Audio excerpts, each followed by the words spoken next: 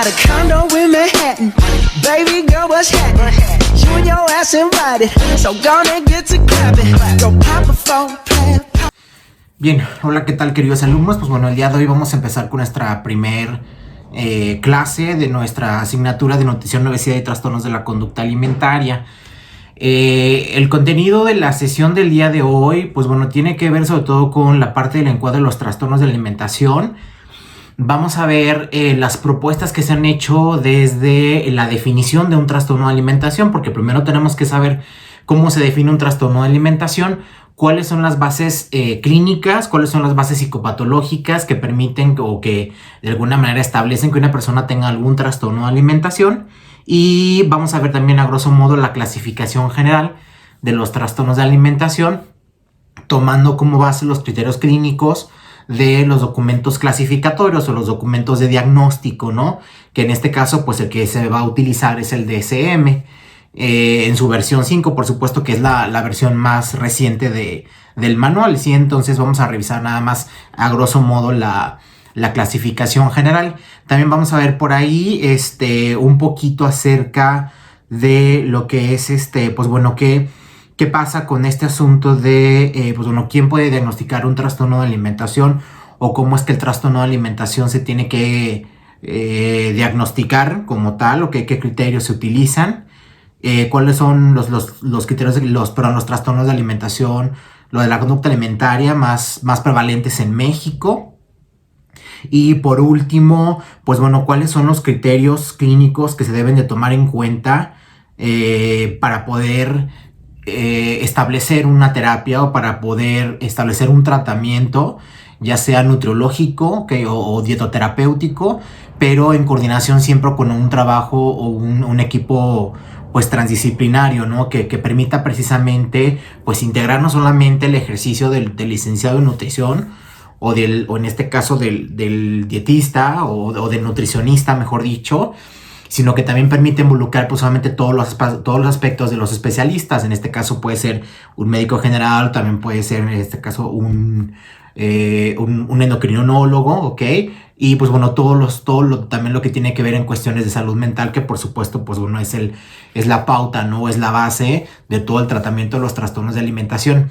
Los trastornos de alimentación, recordemos que son un grupo de patologías o son un grupo de enfermedades que son extremadamente complejas, ¿sí?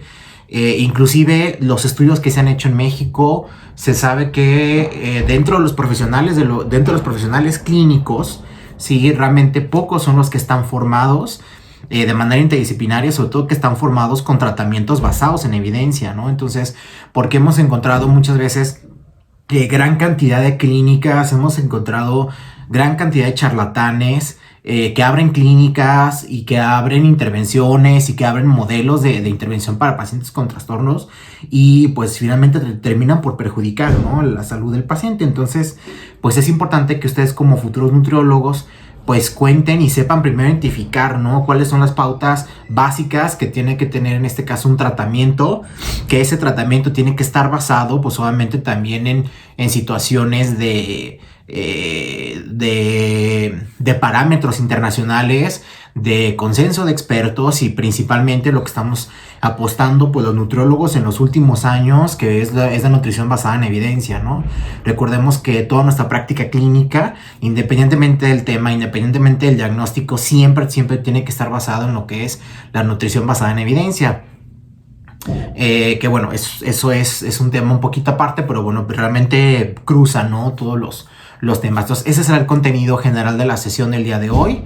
Y pues bueno, iré explicando poco a poco cada uno de los temas, de las pautas, con base pues solamente en mi experiencia clínica. Les comento que bueno, yo estuve hace ya 10 años en la Clínica de Obesidad y Trastornos de la Conducta Alimentaria del Instituto Nacional de Nutrición y Ciencias Médicas Salvador Subirán, en la Ciudad de México, donde pues uno es considerado prácticamente uno de los mejores hospitales del mundo, sí, actualmente es el mejor hospital de Latinoamérica. Y pues bueno, tuve la oportunidad de trabajar con un grupo de expertos en la clínica de los trastornos, que bueno, me dio la pauta, ¿no?, y me dio todo lo que fue el conocimiento y principalmente la experiencia clínica para el manejo de trastornos, ¿sí? Entonces pues espero que mi visión como nutriólogo, mi visión clínica, mi experiencia clínica, a ustedes también les sirva para poder integrar precisamente todas estas pautas y toda esta información que vamos a trabajar durante el cuatrimestre, ¿ok? Muy bien, pues vamos a empezar. Bien, entonces nuestra primer clase es Introducción a los trastornos de alimentación. Vamos a comenzar con un breve artículo que se titula Los trastornos de la conducta alimentaria. Este artículo está elaborado está hecho, los autores son el doctor Juan Pablo Méndez, la doctora Verónica Vázquez Velázquez y el doctor Eduardo García, todos ellos expertos en trastornos de alimentación en México, en el Instituto Nacional de Nutrición y Ciencias Médicas Auro Subirán, que fue donde yo trabajé con ellos. Y entonces, pues ellos publicaron este artículo ya hace algunos años, más de 10 años, pero siempre me ha parecido un artículo bastante sencillo de leer, ¿no? Bastante sencillo de digerir, sobre todo porque nos da una pauta general a lo que son los trastornos de alimentación. Y pues siempre me ha gustado utilizar este artículo, ya tengo varios años utilizándolo. Y lo que me interesa principalmente es el encuadre, ¿no?, que utiliza. La estructura general del documento me parece bastante agradable para poderlo analizar, ¿ok? Bien. Ahora, hasta el 2013, que un poquito antes, 2002, finales del 2012, principios del 2013, existía el DSM-4. Sí, el DSM-4, vamos a ver un poquito más adelante. Si se recuerdan, el DSM es un documento que me permite clasificar el trastorno, ¿sí? Es un documento clínico o de uso clínico. En este caso, quien debe utilizarlo o el profesional que está capacitado para poderlo utilizar es el psicólogo o el profesional de la salud mental.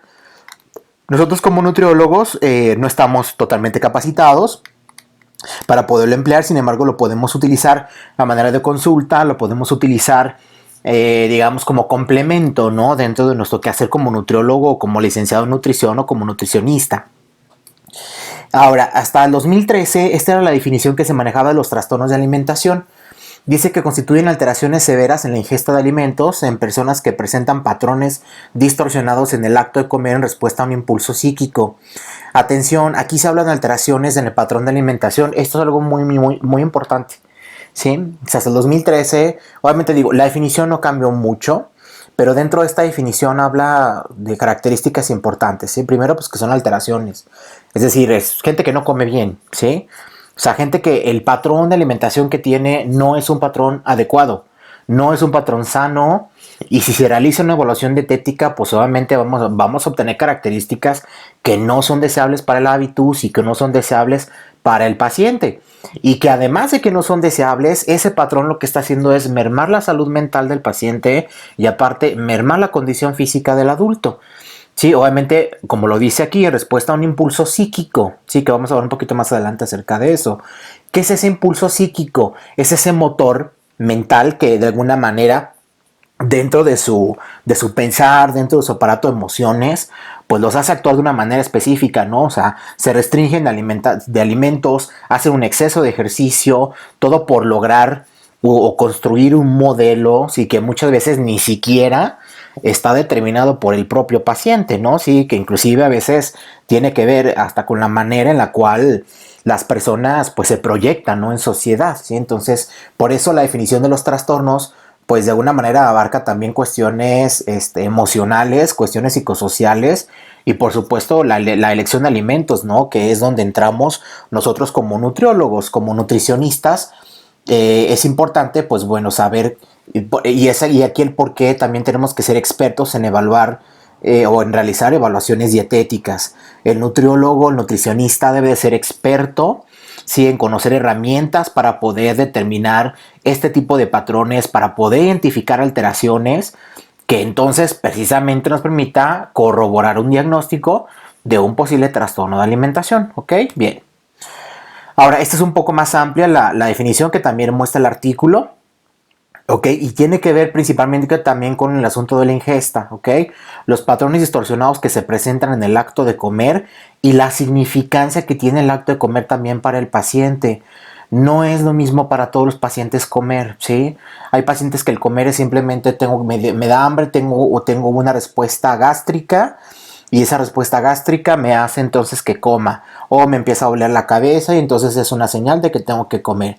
o hay personas que utilizan la comida, utilizan la alimentación como parte de una práctica social de reunión, y entonces tal vez no tengan hambre en ese momento, pero ellos están utilizando el espacio para comer, ¿sí? Entonces eso sería la variedad que podemos tener en el acto de comer, si a eso se refiere. Y pues bueno, la otra parte de no tener un control, ¿sí? También el hecho de decir, pues que una persona no tenga un control sobre lo que coma, y que aparte de que no tenga un control de lo que coma, de alguna manera pues lo hace a libre albedrío, pero tal vez dañando su estado de salud, ¿sí? O bien buscando lo contrario, es decir, buscando una imagen al eliminar, ¿no?, ciertos alimentos dentro de su régimen alimentario. Entonces, por lo tanto, pues bueno, ese impulso psíquico del que hemos estado hablando también está correlacionado a veces inclusive con cuestiones de familiares, con cuestiones de sistemas externos del paciente, ¿sí? Y que inclusive también hay estudios donde todavía se están investigando, ¿no?, las causas del por qué las personas desarrollan trastornos, ¿sí? Pero bueno, vamos a hablar de eso un poquito más adelante. Ok, características epidemiológicas de los trastornos. Pues bueno, hasta donde se sabe son más frecuentes en mujeres, pero no son exclusivas, atención, ¿sí? Hasta prácticamente hace unos 5 años se pensaba que, bueno, los trastornos de alimentación eran una práctica social que era exclusiva de las mujeres, pero bueno, se sabe que también los hombres realizan o empiezan a realizar trastornos de alimentación que no son peculiares, o digamos, los trastornos de la alimentación en el hombre aún no han sido, ¿cómo decirlo?, convencionalizados, ¿sí? La APA, que es la máxima institución de salud mental, la American Psychological Association, nos determina, ¿no?, todo lo que es la estructura sobre la cual se tiene que hacer un diagnóstico de un trastorno mental, o hablando de la salud mental a nivel global. Mientras la APA no establezca esta estructura general de diagnóstico, no podemos decir que una persona, o en este caso un varón, tiene un trastorno de alimentación.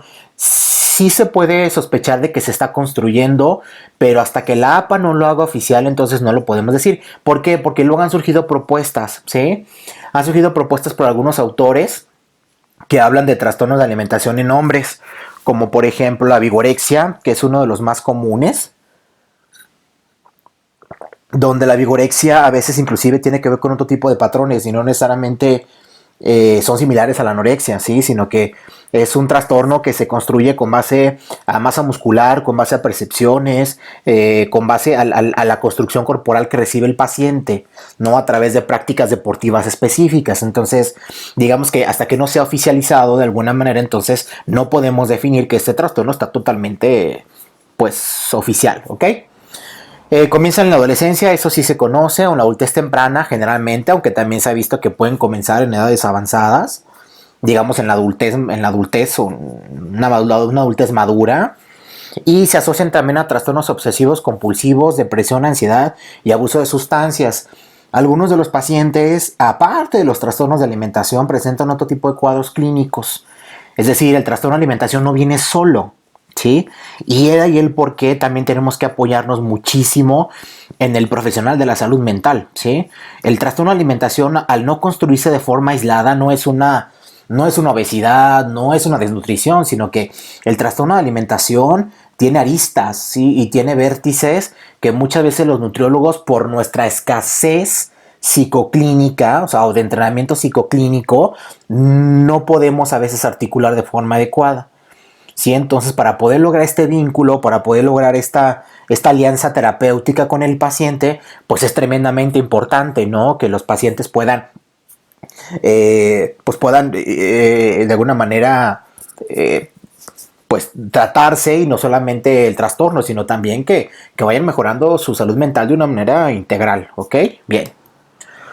Ahora, pues ya hablamos sobre los documentos de diagnóstico. Actualmente, bueno, existen dos, vamos a hablar de dos, que es el DSM en su versión número 5, que es la más reciente, y la Clasificación Internacional de Enfermedades número 11, que bueno, esa nada más la vamos a mencionar, no la vamos a utilizar, pero bueno, existe también otro documento que es el CIE.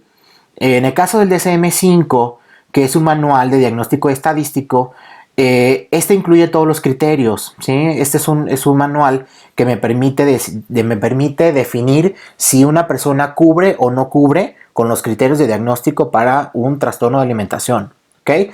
Si la persona o el paciente no cubre o cubre parcialmente los criterios, entonces también tenemos que ser muy hábiles en esa parte, ¿ok? Si el paciente no cubre con todos los criterios para un diagnóstico completo de anorexia o un diagnóstico completo de bulimia nerviosa, entonces no es bulimia, no es anorexia y tal vez a lo mejor tendremos que especificar el tipo de trastorno, ¿ok? Y es ahí el por qué se vuelve complejo, ¿ok? Entonces ahí solamente nosotros entramos como parte del equipo clínico, sí, como parte del trabajo colaborativo, pero pues finalmente el experto va a ser el psicólogo clínico, ¿sí? El psicoterapeuta. Él tiene que ser el experto en saber diagnosticar y saber clasificar este trastorno, ¿sí? Bien, luego entonces tenemos la clasificación de los trastornos según el DSM-4, que fue más o menos desde hasta 2013-2014. Hasta el DSM-4 esta era la clasificación de los trastornos de alimentación. Sí, los clasificaba en dos grandes grupos de edad. Trastornos de la conducta alimentaria que pertenecían a la infancia y los trastornos que pertenecían a la adolescencia. Luego los de la adolescencia los clasificaba como específicos y luego los o no específicos. Los no específicos, ahí entraba por ejemplo el trastorno por atracón, que en aquellas épocas todavía no estaba muy definido, a diferencia del DSM-5. Sí, el DSM-5 ya lo trae muy bien definido. Estos trastornos que eran no específicos se le llamaban TANES, por sus siglas, trastorno de alimentación no específico. ¿Sí? Entonces precisamente esa fue una de las pautas que hizo una gran diferencia entre la clasificación del DSM-4 con el DSM-5, o sea, hubo un brinco, ¿ok? Lo que fueron los de la infancia, la pica, la rumiación y el trastorno de la ingestión, todos esos se integraron, es decir, desaparecieron esta división de grupos de edad de la infancia y la adolescencia, desaparece en DSM-5. Se integran uno solo y entonces más bien vamos a ver la diapositiva. Bien, entonces tenemos la clasificación del DSM-5, que este ya es del 2015 pues hasta la actualidad, porque realmente no se ha hecho otra propuesta. Yo creo que tardará bastante tiempo en que se haga otra propuesta. Entonces, como les comentaba, desaparecen los dos bloques de trastornos de la infancia y trastornos de la adolescencia. Y entonces los engloban todos. Si se fijan, tenemos entonces pica, trastorno por rumiación, trastorno por evitación, restricción de alimentos, en la ingestión de alimentos, anorexia nervosa o nerviosa, bulimia nerviosa y trastorno por atracón, que si se fijan en el DSM-4 aún no estaba definido y se manejaba dentro de lo que era el grupo de trastornos de alimentación no específicos, que en este caso manejaba el antiguo DSM-4 ejemplos. Manejaba 6 ejemplos y dentro de esos ejemplos uno de ellos era el trastorno por atracón o el binge eating disorder. Ajá. Entonces, ese binge eating disorder, pues bueno, se fue estudiando a través de los años y con diferentes ensayos clínicos, pues se dieron cuenta que existía un cuadro clínico, ¿no? Y que era importante incluirlo dentro del grupo principal de trastornos, ¿ok? Y aparte de esto, se fijan, pues bueno, siguen existiendo los otros trastornos que le llaman. Pero esos otros trastornos, luego los vamos a ver un poquito más adelante, se especifican con base al patrón alimentario. Es decir, se elabora un diagnóstico previo con el paciente y una vez que tienes ya todo el diagnóstico, entonces defines o describes ese patrón alimentario que no entra ni en la pica, ni en la rumiación, ni en la anorexia nerviosa, ni en la bulimia, ¿sí? Entonces por eso se pone aparte, ¿ok? Entonces, por eso se fijan, todavía se considera como otra entidad clínica, ¿no? Dentro de este parámetro de diagnóstico. Ok, bien, luego después tenemos este artículo que nos marcan los cambios principales, está bastante bueno. Se los voy a subir a la plataforma para que ustedes lo tengan ahí. Y este artículo nos muestra los cambios principales que hubo en cuestiones de las definiciones y también de los criterios, ¿ok? Que es un artículo de la Revista Mexicana de Trastornos de Alimentación por parte de la UNAM, que se titula Eating Disorders Diagnostic from the DSM-4 to the DSM-5, ¿ok? Y bueno, pues se hace una propuesta en el cambio del trastorno, ¿no? Es decir, en la definición, entonces, o en el término, ¿no? Antes, en el DSM-4 lo llamábamos trastornos de la conducta alimentaria y ahora con el DSM-5 se hace la propuesta a trastornos alimentarios y de la ingestión de alimentos. O sea, realmente se engloba la parte de ingestión de alimentos. Bien, y entonces a partir del DSM-5 se elabora una nueva definición de los trastornos, que es esta que tenemos aquí, donde subrayo como la parte más importante o los criterios más importantes de la definición. Sí, una alteración persistente en la alimentación o en el comportamiento relacionado con la alimentación que lleva a una alteración en el consumo o en la absorción de los alimentos y que causa un deterioro significativo de la salud física o del funcionamiento psicosocial. Atención, esta parte del funcionamiento psicosocial no se consideraba en DSM-4, ¿ok? Es decir, no se consideraba como un parámetro importante de diagnóstico, sino que simplemente se sabía que todo el entorno del paciente, pues de alguna manera contribuía a que la persona desarrollara el trastorno. Sí, pero digamos que no se consideraban o no se evaluaba dentro de lo que era la parte psicométrica o lo que era la parte de la intervención o lo que era la parte de la contención, ¿sí? Entonces ahora forma una parte central dentro de los trastornos de alimentación y que también estos trastornos de alimentación pues han evolucionado, ¿no? La manera en la cual las conductas que las personas pueden ejecutar hoy en día para poder realizar alguna alteración de su patrón de alimentación pueden ser muchas, desde la nueva adopción de conductas como alimentos light, alimentos orgánicos, los gluten free, los sugar free, las dietas keto, todo este tipo de modas alimentarias o lo que ahora se le llama la modernidad alimentaria, pues bueno, ha hecho que las personas desarrollen patrones de alimentación que antes no se conocían y bueno, pues muy probablemente en el DSM-6 sí pues tengamos trastornos de alimentación con patrones que tal vez no existían o no existen hoy en día debido a esta introducción de la modernidad alimentaria, ¿no? Donde los pacientes pues ahora se meten a retos y se meten a programas de activación física que muchas veces son lesionantes, que muchas veces incluye incluye el uso de anabólicos, de ergogénicos, incluye también el abuso inclusive hasta de extractos herbolarios, ¿no? Como de tisanas, infusiones, que pudieran llegar a ser hasta tóxicas, ¿no? Inclusive. O sea, se ha visto que a veces este tipo de cositas que les venden en los gimnasios, este tipo de extractos herbolarios contienen metales pesados, ¿verdad? Que pueden provocar pues obviamente daños hepáticos y renales a largo plazo. Entonces por eso es importante pues ahora tomar en cuenta que esta alteración en el consumo, esta absorción que se está dando pues obviamente está mediada por otro tipo o el uso de otro tipo de dispositivos, otro tipo de fármacos o de sustancias que muy probablemente han venido a cambiar los trastornos. Ya no solamente es el ejercicio, sino ahora es métete al CrossFit y el tipo de ejercicio, y a veces hay un montón de programas de ejercicio físico, y entonces pues bueno, todo esto pues ha hecho que las personas modifiquen ese trastorno de alimentación y esas pautas, ¿ok? Bien. Entonces, ¿quién puede o quién debe de diagnosticar un trastorno de alimentación? Pues bueno, ya lo dijimos, ¿no? El profesional de la salud mental es el número 1. ¿Quién es el profesional de la salud mental? Psicólogo clínico. Atención. Licenciado en psicología clínica, ¿ok? O bien que sea un psicólogo general con experiencia o posgrado en psicoterapia o algún posgrado que le permita complementar su formación clínica. Como psicólogo general no se recomienda, a veces falta un poco, ¿no? La amplitud para poder hacer un buen diagnóstico de trastornos.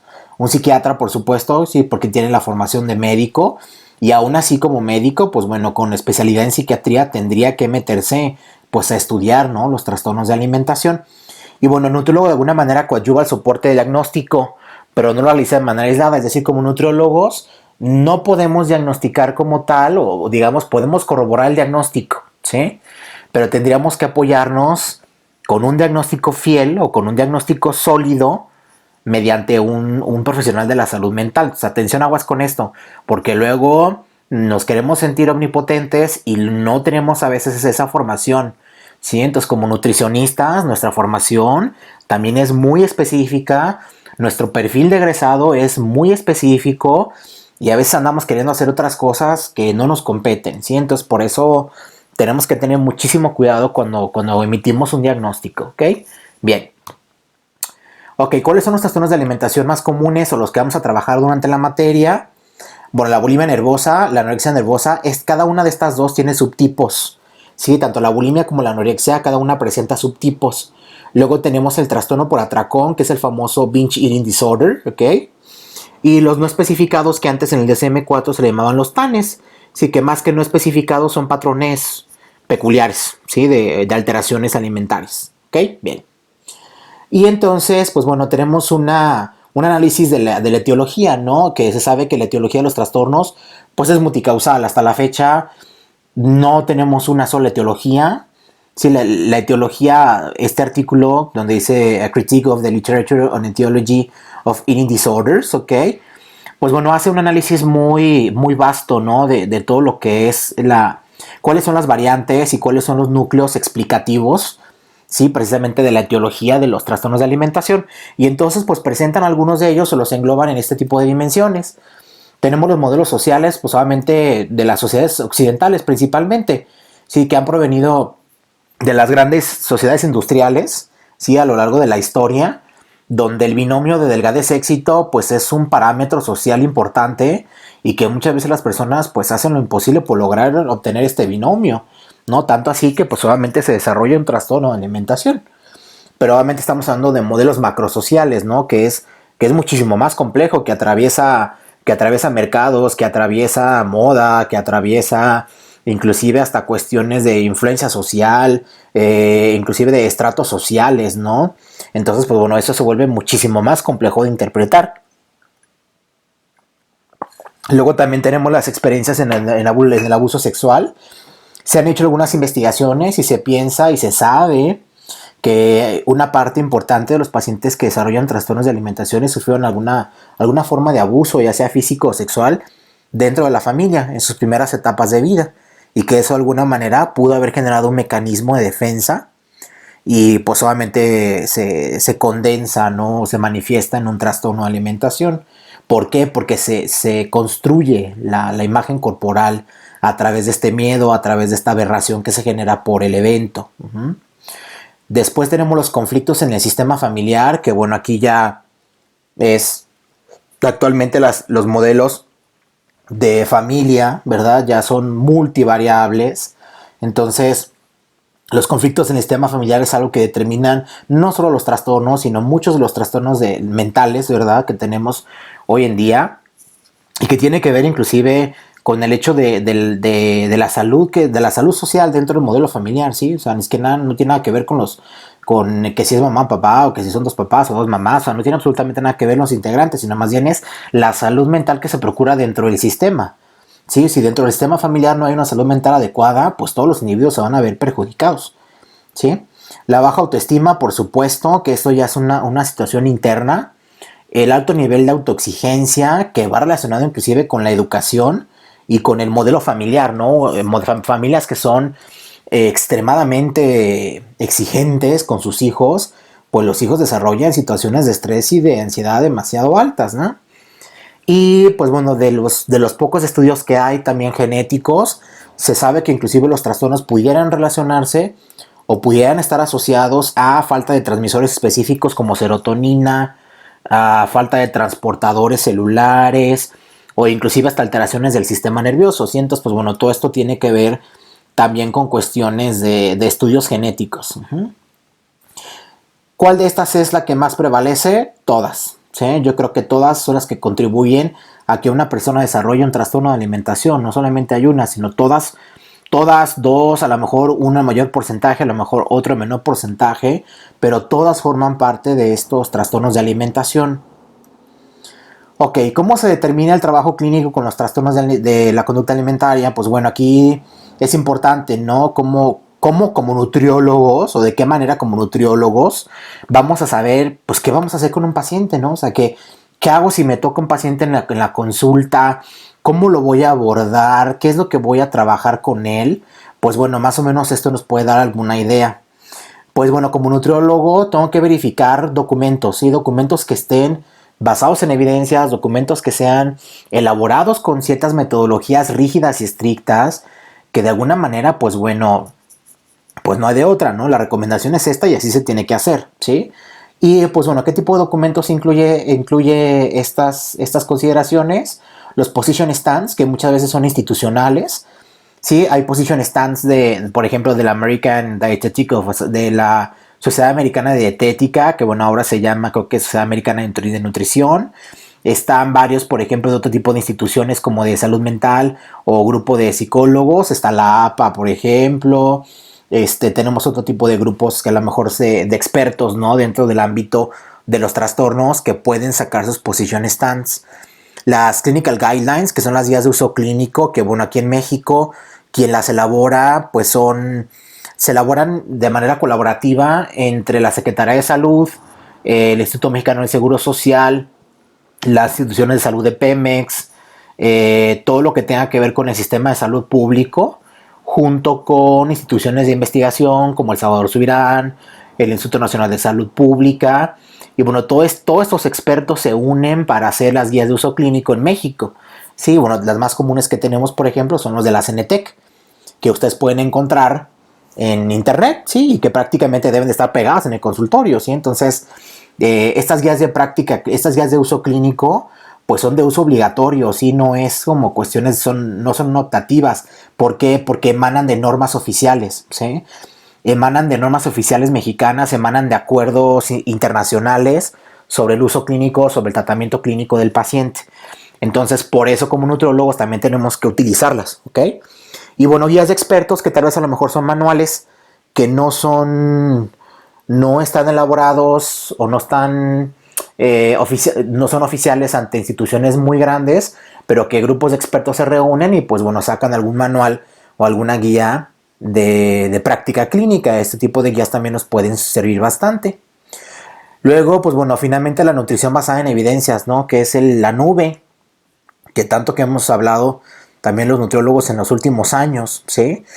¿Qué es esto de la nube de la nutrición basada en evidencias? Pues bueno, saben que es un sistema, ¿no? Que cruza pues lo que está en la literatura junto con la experiencia clínica, junto con las opiniones de los expertos, ¿sí?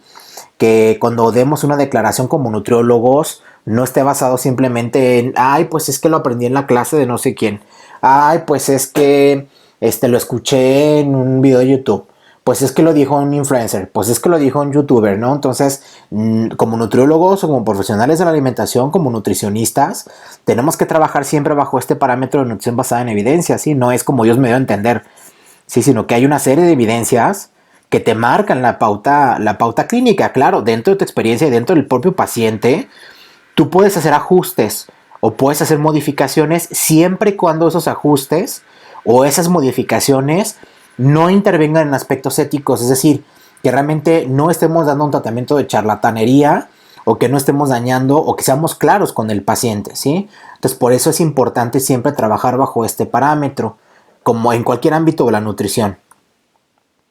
Ok, y finalmente, pues bueno, recomendaciones o pautas para la búsqueda de información clínico-nutriológica basada en evidencia, porque muchas veces luego resulta que en la clase los alumnos me han preguntado, ¿no? Oye, chava, entonces uno como nutriólogo, por ejemplo, cuando egresa, o si te llega un paciente con tales características, en este caso estamos en los trastornos de alimentación, pues ¿dónde busco información o qué es lo que hago? ¿Cuáles van a ser las pautas que me van a llevar a tomar esa decisión de tratamiento? Pues bueno, estas son algunas ideas que les pueden servir o que pueden ustedes implementar dentro de su práctica clínica, ¿sí? Mi primera recomendación, pues obviamente es identificar grupos de expertos. Si en este caso, pues bueno, los que yo conozco, ¿verdad? La Clínica de Obesidad y Trastornos de la Conducta Alimentaria del Instituto Nacional de Ciencias Médicas y Nutrición Salvador Subirán, que bueno, es el máxime, ¿no? En cuestiones de manejo clínico en trastornos de alimentación. No son los únicos, por supuesto. Hay universidades particulares, hay inclusive asociaciones civiles y hay inclusive clínicas privadas que tienen modelos de intervención en trastornos de alimentación. ¿Sí? Entonces también sería importante y sería interesante tal vez a lo mejor ahí verificar alguna otra clínica que tengan en su localidad, ¿no? Verificar si realmente pues lo que hacen con los pacientes es lo correcto, ¿no? Entonces, pues ahí es como abrir la pauta, ¿no? Luego, pues el acudir a coloquios, seminarios y congresos de calidad. Bueno, hoy en día, pues bueno, la ventaja que tenemos es que esto también se puede hacer ya en línea. Pero pues bueno, estas instituciones también organizan de manera frecuente coloquios, seminarios y congresos que hablen acerca de los trastornos de alimentación, que me permitan o que me den que me abran el panorama, ¿no? Y que de alguna manera me oferten otro tipo de opciones, ¿sí? Dentro del tratamiento de los pacientes. Publicaciones arbitradas, por supuesto, sí, los artículos, yo siempre se los he dicho, como nutriólogos estamos obligados a leer literatura especializada, ¿sí? No podemos estar leyendo vanidades, no podemos estar leyendo documentos que no tengan metodologías rigurosas, que no estén, que no estén arbitrados, ¿sí? Que no estén revisados y evaluados por expertos, ¿sí? Entonces, pues como nutriólogos tenemos que leer artículos, que es precisamente esto lo de abajo, ¿no? Busca literatura especializada, pues a lo mejor no solamente en artículos ya, sino también ya podemos encontrar buscadores, por ejemplo, como el Google académico. Tenemos repositorios institucionales, por ejemplo, como la UNAM, TEC de Monterrey, la Ibero, que tiene el ITESO, por ejemplo, que tienen un montón, la UNIVA, por supuesto, ¿verdad? Tenemos nuestra base de datos de EBSCO, sí, que nos permiten, pues obviamente, obtener un cúmulo de información muy importante que nos va a dar la pauta también de, pues, de dónde buscar la información, sí, con esos motores de búsqueda que nos ofrecen las universidades. Y digo, no tienen tanto tiempo, yo creo que tendrán menos de 5 años, ¿no? Entonces, pues el hacer uso de este tipo de herramientas nos va a dar más información y sobre todo nos va a dar más criterio, ¿sí? Para la toma de decisiones. Y pues bueno, estos tres que puse abajo que me parece que son los más importantes, ¿no? También la experiencia clínica en el área, sí es tremendo. A veces es complicado y yo creo que esa es una inclusive de las críticas que se hacen en los artículos, ¿no? Trabajar con muestras grandes de pacientes con trastornos de alimentación, pues es casi imposible. Claro, si no se está en una clínica como la del Salvador Subirán, ¿sí? Pero hay clínicas muy chiquitas donde tal vez a lo mejor tienen muy pocos pacientes, pero aunque sea un solo paciente, esa experiencia clínica, a ti como nutricionista, pues te va a brindar un montón de pautas para que en un futuro que te enfrentes a algún otro caso muy similar, pues obviamente puedas tener un modelo comparativo. ¿Sí? Entonces, ¿cómo se gana esta experiencia clínica? En el servicio social, en las prácticas profesionales. Sí, por eso siempre es importante pues, buscar instituciones adecuadas que me permitan formarme en este ámbito clínico. ¿Sí? Luego tenemos el trabajo transdisciplinario, que bueno, aquí yo le apuesto muchísimo.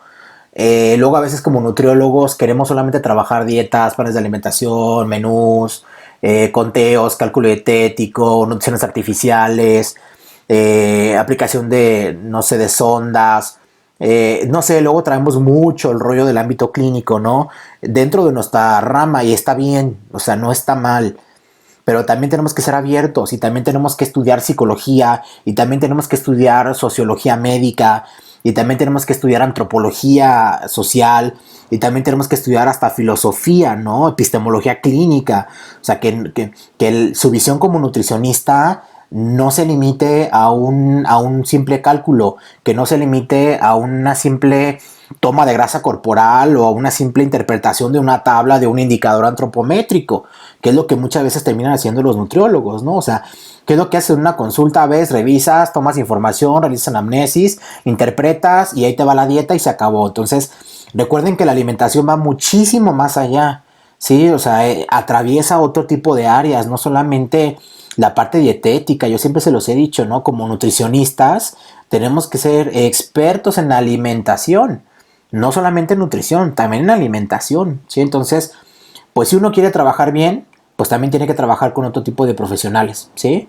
Y también invitarlos a trabajar con nosotros y nosotros hacer propuestas de trabajo interdisciplinario y hacer propuestas de trabajo transdisciplinario, ¿no?